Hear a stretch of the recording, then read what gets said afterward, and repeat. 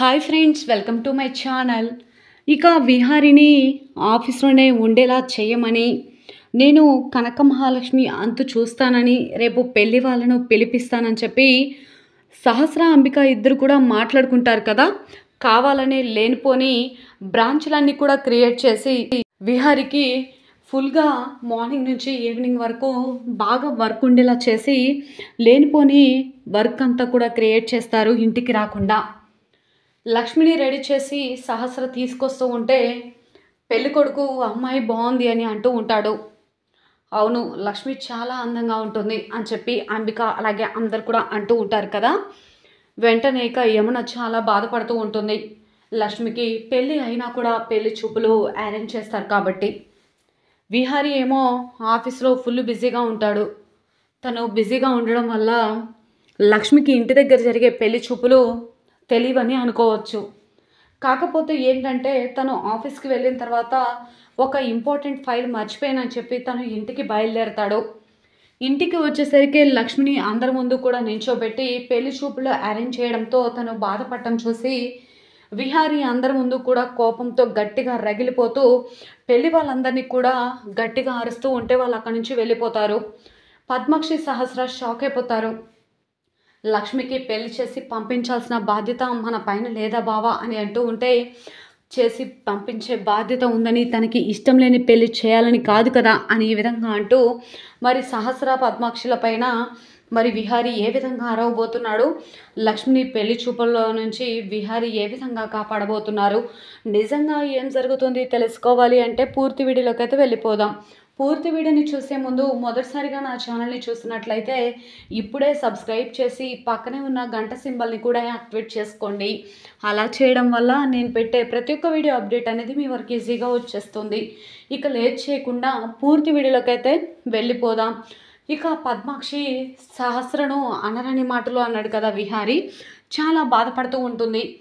అసలు ఒక ఆడపిల్లని ఇలా ఎందుకు ఇబ్బంది పెడుతున్నారు, తన ప్రైవసీ తనకు ఉంటుంది కదా, తను ఏం పూజలు చేసుకుంటే మీకెందుకు, తనని అలా వదిలేయచ్చు కదా, అయినా ఇంతమందిని కలిసి ఒక్క అమ్మాయిని టార్గెట్ చేయటం కరెక్ట్ కాదు సహస్ర అని చెప్పి అంటూ ఉంటే, అయ్యో బావా, మేము లక్ష్మిని టార్గెట్ చేస్తున్నామని ఎందుకు అనుకుంటున్నావు, అయినా పెళ్ళి కాకుండా ఈ పూజలు ఎందుకు చేస్తున్నావని అడిగాం, తప్పేముంది అనగానే పూజ చేస్తుంది, ఏమైనా చేసుకుంటుంది, మనకి అనవసరం అని చెప్పి లక్ష్మి గురించి విహారీ అంటూ ఉంటే ఒక్కసారిగా సహస్రను కొట్టినట్టుగా మాట్లాడాడు కదా, అదంతా గుర్తు చేసుకుంటూ ఆలోచిస్తూ ఉంటుంది పద్మాక్షి. అయినా విహారీ గడికి ఎంత ధైర్యం ఉంటే నా కూతురు పైనే అలా కోపంగా అరుస్తాడు, అయినా సహస్ర ఎంత బాధపడిందో ఏమో అని చెప్పి చాలా ఆలోచిస్తూ ఉంటుంది. వెంటనే సహస్ర దగ్గరికి వచ్చి, అమ్మ సహస్ర ఏం చేస్తున్నావు అని అడుగుతూ ఉంటే, నాకు ఈరోజు చాలా సంతోషంగా ఉందమ్మా అని చెప్పి అంటూ ఉంటుంది సహస్ర. సంతోషంగా ఉండడం ఏంటే అని అడుగుతూ ఉంటే, అవునమ్మా నేను చెప్పేది నిజం, నాకు నిజంగా చాలా సంతోషంగా అనిపిస్తుందమ్మా అని చెప్పి ఈ విధంగా అంటూ ఉంటే, అయ్యో సహస్ర నువ్వు చెప్పేది నాకేం అర్థం కావట్లేదు అనగానే, అమ్మ అది ఈరోజు జరిగిన దాని గురించి నువ్వు వదిలేసేయి, జరగబోయే దాని గురించి వింటే చాలా సంతోషపడతావమ్మా అనగానే, ఏంటి సహస్ర అది, ఏదైనా సరే చెప్తేనే కదా అర్థమయ్యేది, ఏంటి అని అంటూ ఉంటే, అమ్మ అది లక్ష్మికి పెళ్లి చూపులు ఏర్పాట్లు చేయబోతున్నాం అనగానే, ఏంటి సహస్ర ఏం మాట్లాడుతున్నావే అనగానే, అవునమ్మా పెళ్లి చూపులు ఏర్పాట్లు చేసి ఖచ్చితంగా తనని ఇంట్లో నుంచి ఏదో ఒక రకంగా తరిమేసే వరకు నేను నిద్రపోను, అందుకే బావ ఇక దానికి సపోర్ట్ చేస్తాడు కదా, తనకి ఇష్టం లేకుండా మనం పెళ్లి చూపులు ఏర్పాటు చేసిన ఊరుకోడు కాబట్టి బావనిక రేపు ఆఫీస్ నుంచి ఇంటికి రాకుండా చూసుకునే బాధ్యత అంబికా పిండి తీసుకుంది, ఇక్కడ లక్ష్మికి పెళ్లి చూపులు ఏర్పాట్లు మనం చూద్దాం అనగానే, మంచి ఐడియా, లేకపోతే ఈ లక్ష్మి ఇక పూజలు చేస్తుందా, ఎలా చేస్తుందో చూద్దాం అని చెప్పి ఈ విధంగా అనుకుంటూ ఉంటారు కదా. అనుకున్నట్లుగానే పెళ్లి చూపులన్నీ కూడా అరేంజ్ చేస్తారు.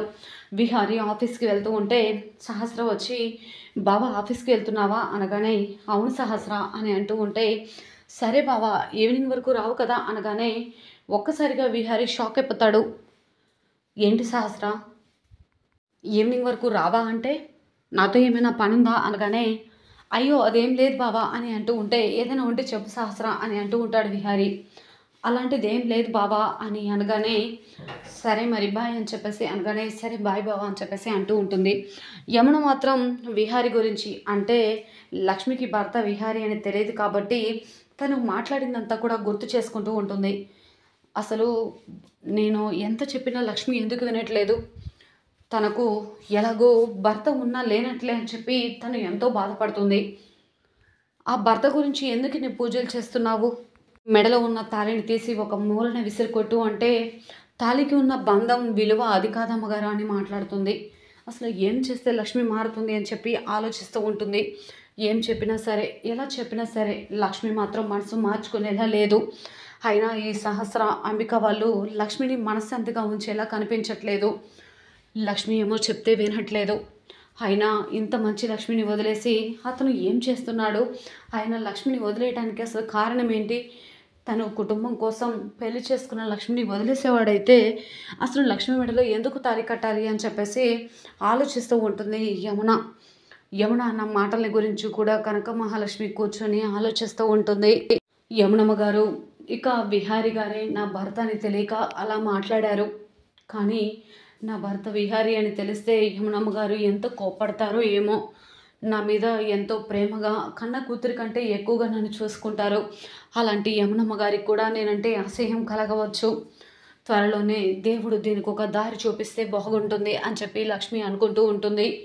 ఇక వెంటనే లక్ష్మి ఆలోచిస్తూ ఉంటే సహస్ర వచ్చి, లక్ష్మి ఇప్పుడు ఏమైనా బిజీగా ఉన్నావా అనగానే, లేదు సహస్రమ్మ ఏంటి అని అంటూ ఉంటే, అయితే త్వరగా రెడీ అవ్వు, నీతో పని ఉంది అనగానే, రెడీ అవ్వాలా ఎక్కడికమ్మా అని అంటూ ఉంటే, చెప్పాను కదా త్వరగా రెడీ అవ్వు అని అంటూ ఉంటే, సరేనమ్మా అని చెప్పేసి తను వెంటనే రెడీ అయ్యి సహస్రతో కలిసి వస్తుంది. అప్పటికే పెళ్లి వాళ్ళు వచ్చి కూర్చుంటారు.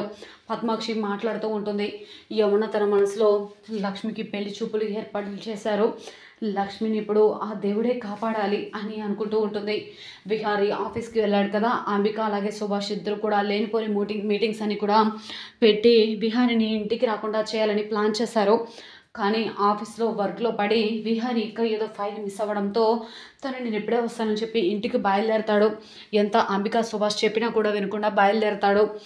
లక్ష్మి ఇక తీసుకొచ్చి కూర్చోబెట్టడం, అసలు నాకేంటి పెళ్లి చూపులు ఎందుకు అరేంజ్ చేశారు? అయినా నేను పెళ్ళి కాలేదని చెప్పాను కానీ నాకు పెళ్లి చేసుకోవడం ఇంట్రెస్ట్ అని చెప్పానా అని లక్ష్మి అంటూ ఉంటే, అదేంటి లక్ష్మి అలా మాట్లాడుతున్నావు అనగానే, ఆపండి అని చెప్పి ఒక్కసారిగా విహారీ అరవడంతో అందరూ కూడా షాక్ అయిపోతారు.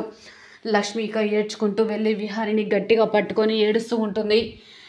విహారీ గారు, వీళ్ళు నాకు ఇష్టం లేకుండా పెళ్లి చూపులు ఏర్పాట్లు చేశారు అని ఏడుస్తూ ఉంటే, నిన్నే చెప్పాను కదా సహస్ర నీకు తనని ఇబ్బంది పెట్టొద్దని, అయినా తనని ఇబ్బంది పెడితే నీకేమొస్తుంది అని అంటూ ఉంటే, నువ్వు దానిని ప్రతిసారి వెనకేసుకురావడం నాకు ఇష్టం లేదు బావా అని చెప్పి సహస్ర అంటూ ఉంటుంది.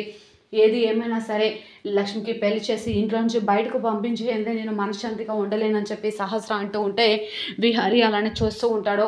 మరి నిజంగా కనక మహాలక్ష్మి పెళ్లి చూపులను విహారీ ఏ విధంగా ఆపాడు?